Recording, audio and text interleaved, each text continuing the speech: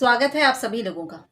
आज का मेरा ये वीडियो मेरे एक सब्सक्राइबर की रिक्वेस्ट पे है। बहुत ज़्यादा सब्सक्राइबर तो नहीं है मेरे, लेकिन एक सब्सक्राइबर ने कुछ दिनों पहले मुझसे रिक्वेस्ट की थी कि आप विभीषण कुंड पे एक पूरा वीडियो लाएं।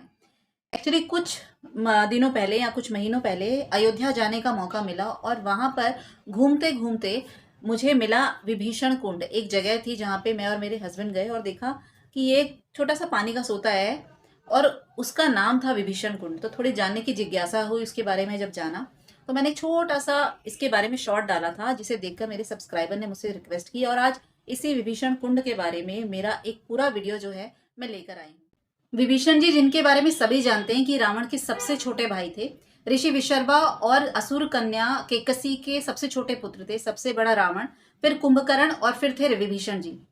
जब रावण माता सीता का हरण करके लंका ले आता है तो विभीषण जी वो पहले इंसान होते हैं जो रावण को टोकते हैं और उनका विरोध करते हैं कि जो तुमने किया है बहुत गलत किया है, तुम्हें फौरन ही माता सीता को राम जी को सौंप देना चाहिए, वरना इसका अंजाम बहुत बुरा होगा।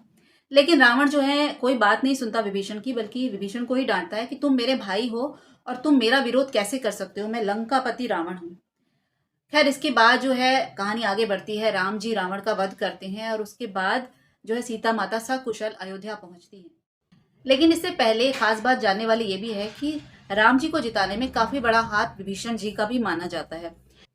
विभीषण जो है वो हमेशा रावण का विरोध करते रहते थे कि जो तुम करे वो ठीक नहीं है, और इस बात से गुस्सा होकर रावण ने विभीषण जी को जो है वो लंका से बाहर निकाल दिया।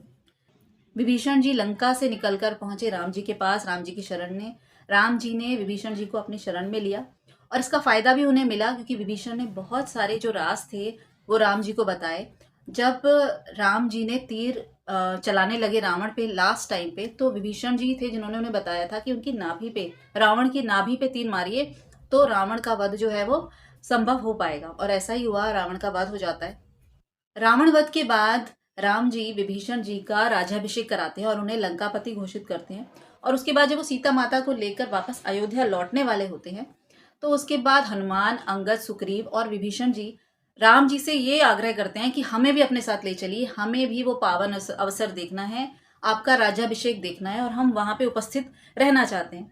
राम जी कहते हैं मैं चाहता तो मैं भी था कि आप मेरे साथ चलें, लेकिन संकोचवश मैं आपसे आग्रह नहीं कर पा रहा था क्योंकि इतने दिन तो मैंने आपको युद्ध में इंडल्ज रखा, आपको और आपकी सेना हमारे साथ जो है युद्ध लड़ती रही। अब आपको भी अपने कामकाज होंगे, लेकिन क्योंकि आप आग्रह कर रहे हैं तो आप जरूर चलिए हमारे साथ।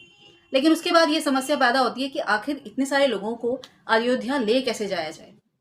तो यहाँ विभीषण जी एक सोल्यूशन देते हैं कि यहाँ घबराने की जरूरत नहीं है, हमारे पास एक पुष्पक विमान है रावण का जो अब हमारा है और इसमें जो है सीटिंग कैपेसिटी अनलिमिटेड है, यानी जितने लोग इसमें बैठते जाएंगे जो उसकी जो सीट्स हैं वो अपने आप ही एक्सटेंड होती जाएंगी, बढ़ती जाएंगी।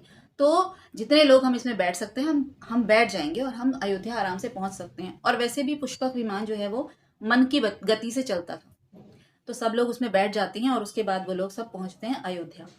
राम जी का राज्याभिषेक होता है और फिर राम जी जो है वो सभी लोग जो मेहमान उनके साथ आए थे उनके लिए अलग अलग रहने की व्यवस्था करते हैं। इसी व्यवस्था के बीच बनाया जाता है ये विभीषण कुंड, खास तौर से विभीषण जी के रहने के लिए। अब आप ये देखिए कि विभीषण जी जो थे वो लंकापति थे, वो लंका में उनका राजकाज था, लेकिन यहाँ पे खास तौर से विभीषण जी को खास मान देने के लिए उन्होंने, राम जी ने विभीषण जी की एक छाप छोड़ी विभीषण कुंड के रूप में। और उन्होंने इस कुंड को लेकर एक वरदान भी दिया कि जो लोग इस कुंड में स्नान करेंगे, पूजा अर्चना करेंगे, उनको बहुत फल की प्राप्ति होगी, जो मनचाहा वो चाहेंगे वो उन्हें मिलेगा। तो इसी तरह से प्रसिद्ध हुआ ये विभीषण कुंड। विभीषण जी की पत्नी का नाम था सरमा। और यहाँ एक बात और मैं जरूर खास बात याद दिलाना चाहूंगी, या शायद लोगों को पता नहीं होगी कि विभीषण जी और उनकी पत्नी जो सरमा थी उनसे एक बेटी थी जिसका नाम था त्रिजटा। त्रिजटा, अगर जिन्होंने रामायण देखी है और या जिन्होंने रामायण पढ़ी है उन्हें पता होगा कि त्रिजटा जब सीता माता अशोक वाटिका में बंदी थी तो वहां की वो पहरेदारनी थी। त्रिजटा बहुत ही अच्छे स्वभाव की लेडी थी, उन्होंने सीता माँ को बहुत वहाँ हेल्प करी। जब सीता माँ बहुत दुखी हो जाती थी, बहुत हताश हो जाती थी, तो त्रिजटा ही थी जो उनको बहुत ज़्यादा संबल देती थी। और बाकी जितनी भी राक्षसनियाँ थी उनसे भी वो त्रिजटा सीता माता का बचाव करती थी, उन्हें दूर रखती थी, कहीं किसी तरह की हानि जो है वो सीता माता को ना पहुंचाए। तो त्रिजटा का यहाँ उल्लेख होना बहुत ज़रूरी है। 600 साल पहले राजा विक्रमादित्य ने इस विभीषण कुंड का जीर्णोद्धार कराया था, क्योंकि ये कुंड जो है वो त्रेता युग से बना हुआ है, तो तब से इसकी जो हालत है वो बहुत खस्ता हो चुकी होगी। तो राजा विक्रमादित्य ने इसको बनवाया, सीढ़ियां वगैरह अच्छे से बनवाई। अगर आप अयोध्या जाते हैं और आप विभीषण कुंड जाना चाहते हैं तो नवीन मंडी वाला रोड है जो अशरफी भवन जाता है, उसी रोड पर आपको ये विभीषण कुंड मिलेगा। तो आप जा सकते हैं और इस कुंड का आनंद ले सकते हैं, वहां नहा सकते हैं, हाथ मुंह धो सकते हैं, पूजा कर सकते हैं, या सिर्फ हाथ जोड़कर भगवान राम की और विभीषण जी की भक्ति कर सकते हैं। इस कुंड के एंट्री गेट से ही आपको एक जो है वैष्णव समाज का ये स्तंभ नीले रंग का दिखाई देता है, जो वैष्णव समाज के लोगों ने बनाया है, क्योंकि विभीषण जी जो थे वो विष्णु जी के बहुत बड़े भक्त थे, इसलिए उन्होंने यहाँ पे ये स्तंभ बना रखा है। और इस विभीषण कुंड की जो है व्याख्या है वो इसमें लिखी हुई है। अयोध्या जब आप जाते हैं तो मेनली लोग राम मंदिर या हनुमानगढ़ी ही जाते हैं। इन दो जगहों में ही ज़्यादातर भीड़ है, लाखों लाख लोग अपनी जो है पूजा अर्चना की थाली लेकर, प्रसाद लेकर वहाँ पहुँचते हैं। लेकिन अगर आप अयोध्या जाते हैं तो इसके अलावा भी बहुत सारी जगह हैं जहाँ जाया जा सकता है। बीच गलियों में चले जाइए, आपको असली अयोध्या दिखेगी। बहुत ज़्यादा मॉडर्नाइजेशन नहीं है अयोध्या में, लोग जो हैं बहुत सादा जीवन व्यतीत करते हैं। ज़्यादातर आश्रम है और बहुत ज़्यादा दुकानें नहीं मिलेंगी आपको, लेकिन वहाँ जो मंदिर हैं वो इतने सुंदर हैं।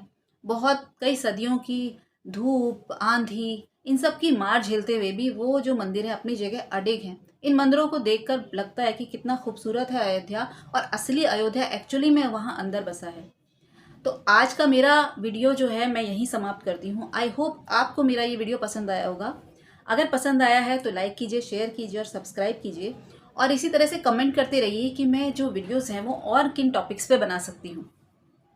धन्यवाद।